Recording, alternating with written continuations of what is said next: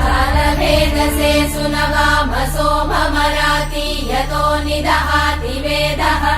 स नः पश्यदति दुर्गाणि विश्वानावेव सिन्धुम् दुरितात्यग्निः तामग्निवर्णाम् तपसा ज्वलन्तीम् भैरोचनीम् कर्मफलेषु जुष्टाम् दुर्गाम् देवीगुम् शरणमहम् प्रपद्ये सुतरसि तरसे नमः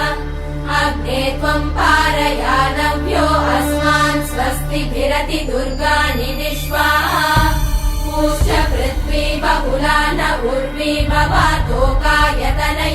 शम्योः विश्वानि नो दुर्गः जातवेदः सिन्धुन्न नावादुरिदातिवर्षि अग्ने अत्रिवन्मनसा गृणानोऽस्माकम् बोध्यपिता तनूना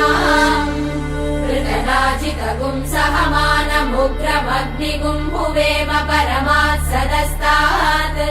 स नः पश्यदति दुर्गाणि विश्वाक्षामद्देवो अतिदुरितात्यग्निः रत्नोषिकमिभ्यो अध्वरेषु सना च होतानव्यश्च सत्सि स्वाञ्चाग्ने तनुवम् पिप्रय स्वास्मभ्यम् च सौभगमायजस्व गोभिर्जुष्टमयुजो निषिक्तम् तवेन्द्र विष्णोरनुसञ्च